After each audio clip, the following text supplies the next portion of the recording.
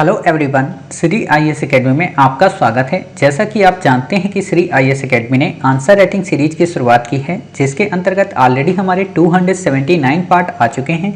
ये हमारा पार्ट 280 है।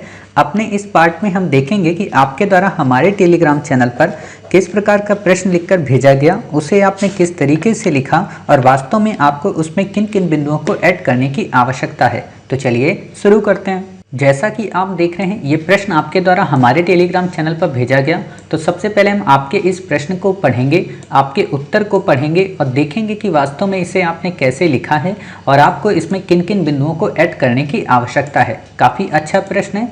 प्रश्न है, भारत के संविधान में लोक प्रभुता एक भ्रम है, टिप्पणी करें। 200 शब्दों में लिखना है। आपने उत्तर लिखा है, 20वीं सदी के रूसों को लोक प्रभुता का जनक माना जाता है। 20वीं सदी के रूसों को लोक प्रभुता का जनक माना जाता है। भारतीय संविधान लोक प्रभुता पर आधारित है। इसका निहितार्थ गलत लिखा है कि भारतीय संविधान जनता द्वारा निर्मित है तथा अंतिम शक्ति भारतीय जनता के हाथ में ही है। जो संविधान की प्रस्तावना में हम भारत के लोग पदवंथ से स्पष्ट है। पदवंथ का क्या मतलब होता है? मैंने तो पहली बार ये वर्ड सुना है। पदवंथ से स्पष्ट है, भारत के संविधान में लोक प्रभुता एक भ्रम है। ये कथन केसी वियर का है। केसी वियर के तर्क के तहत भारत के संविधान का निर्माण संविधान सभा ने किया। संविधान सभा का गठन अप्रत्यक्ष निर्वाचन के तहत प्रांतीय विधान मंडल के द्वारा हुआ। संविधान सभा, अप्रत्यक्ष निर्वाचन, प्रांतीय विधान मंडल, संविधान और फिर संविधान सभा। किंतु सत्यता यह है कि भारत के संविधान में लोक प्रभुता का महत्वपूर्ण स्थान है, जिसके तहत अनेक तथ्य और तर्क इसकी पुष्टि करते हैं। यद्यपि भारत की संविधान सभा का गठन अप्रत्यक्ष निर्वाचन के अनुसार प्रांतीय विधानमंडल के चुनावों में केवल धनी एवं शिक्षित वर्ग को मतदान का अधिकार था, लेकिन 1952 के पहले आम चुनाव में संविधान सभा के अधिकांश सदस्य भारी बहुमत से निर्वाचित हुए। नंबर 3, ये चुनाव सार्वभौमिक वयस्क, ऐसे नहीं लिखा जाएगा, वाह में पूरी वाह आएगी, ये तो वयस्क हो गया, वयस्क मताधिकार पर आधारित थे। इससे स्पष्ट होता है कि भारतीय संविधान के निर्माता सच्चे अर्थों में जनता के प्रतिनिधि थे।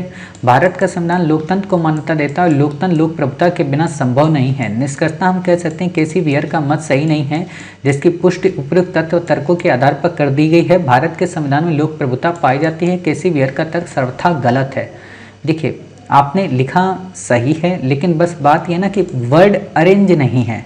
अरेंज का मतलब क्या होता है? अरेंज का मतलब ये होता है, जब भी आप यूपीएससी के उत्तर लिखती हैं तो यूपीएससी का कहना ये है, आप जब डीएफ फॉर्म भरेंगी और जब यूपीएससी का एग्ज़ाम आप जब देने जाएंगी तो आपको जो बुकलेट मिलती है वहाँ पे एक बात लिखी होती है कि आप अपने उत्तर को डायरेक्ट लिखें, मीनिंगफुल लिखें और आपका जो उत्तर हो उसका निष्कर्ष काफ़ी बेहतरीन हो। ठीक है, तो आप क्या करें, पहले उत्तर में दी गई स्टेटमेंट को डायरेक्ट पूरी तरह से इनकोड कर लें। प्रश्न कोड में होता है हमेशा, जैसे कोड में है कि भारत के संविधान में लोक प्रभुता एक भ्रम है। आपने इसे इनकोड कब किया? दूसरे पैरा में।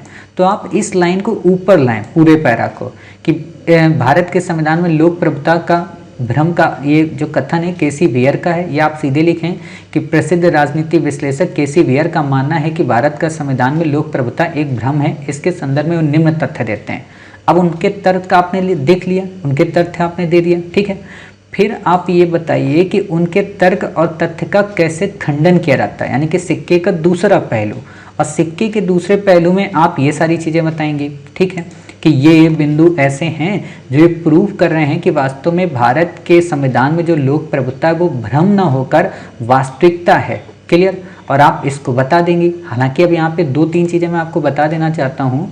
अगर आपने कभी यूपीएससी को देखा हो, यूपीएससी की कॉपी को या यूपीएससी की गाइडलाइन को, तो यूपीएससी का कहना है कि आप लाइन के इस तरफ कभी मत जाएं, वहाँ निर्देश ही लिखा होता है। तो ये पॉइंट आप ऐसे मत लगाएं। हो सकता है मेरे हिसाब से कि आपने ये लाइनें बाद में खींची हो।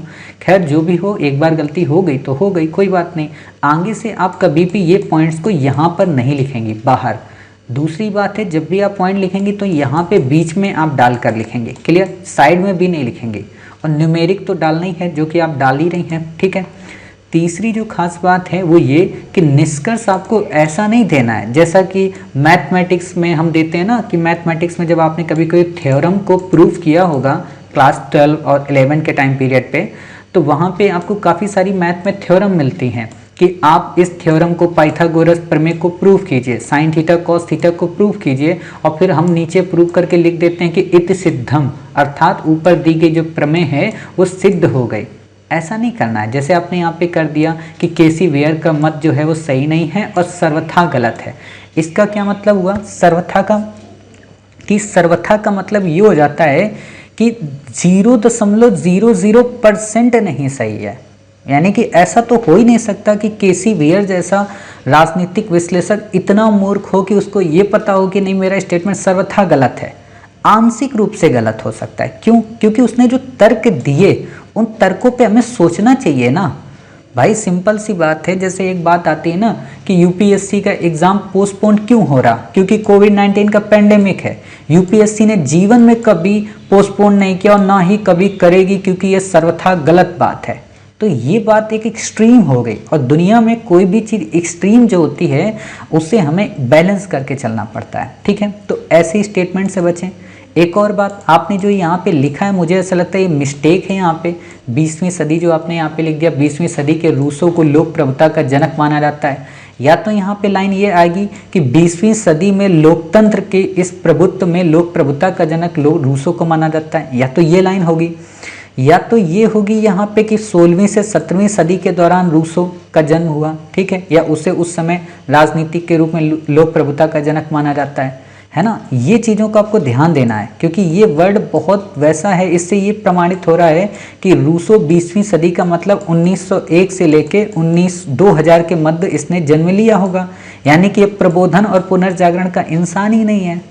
यानी कि इससे के बाद क्या कहते हैं, रूसों का एक तरीके से कब वो हुआ, रूसों की क्रांति से लोग कब प्रभावित हुए, यानी कि फ्रांस की क्रांति जो 1700 में होती है जाके वो वास्तव 1776 के आसपास, वो वास्तव में रूसों के बहुत पहले की है, रूसों उसके बाद आया। तो ये स्टेटमेंट यहाँ गलत करता है। तो ऐसे तथ्य को डालने से पहले थोड़ा सोचें, ठीक है।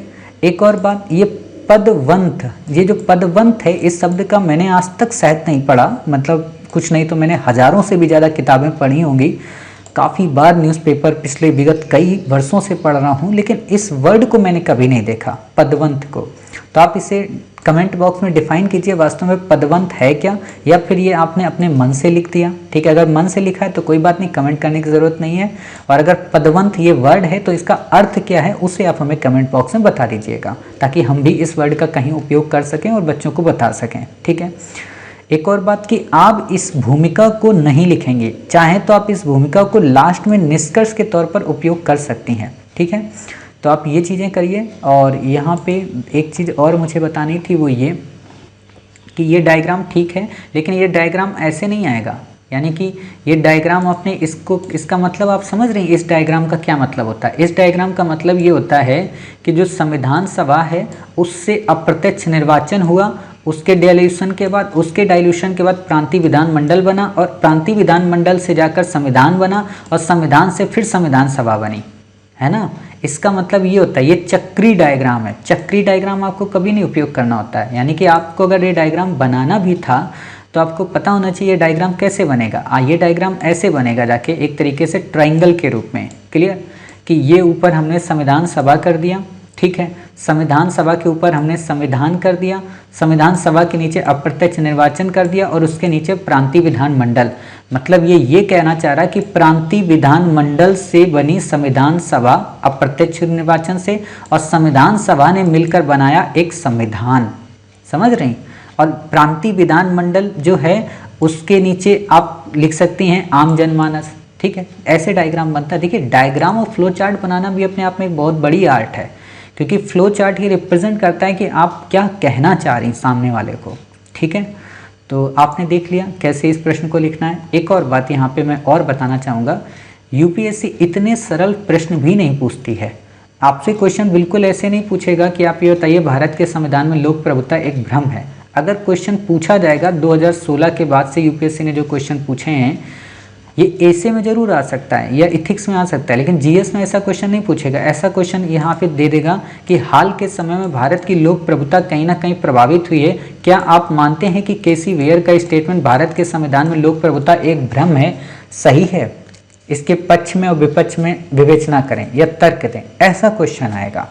तो आप कोशिश किया करिए कि यूपीएससी के मानक प्रश्नों को लिखें, और यह कोशिश करें जो हम भेजते हैं उन्हें लिखें, या जीएस के 2014 के बाद से जो क्वेश्चन पेपर में आए हैं उनमें से किसी को भी लिखें। लेकिन लिखें यूपीएससी के रूल पे, यानी कि यूपीएससी से इतर ना लिखें, कॉलेज लाइफ के या स्टेटमेंट टाइप के उनको ना लिखें। आप इसको ए से लिख देती तो मुझे और अच्छा लगता। ठीक है, उम्मीद है आप समझ गई होंगी कि वास्तव में आपको किन किन गलतियों को सुधारना है, किस तरीके से अपने उत्तर को ग्रंथित करना है और कैसे आगे कुछ जो गलतियां रह जाती हैं उन गलतियों से अपने आप को बचाना है। तो मिलते हैं फिर आप ही के द्वारा भेजे गए एक नए प्रश्न के उत्तर के साथ। तब तक अपना ख्याल रखिए और स्वस्थ रहिए।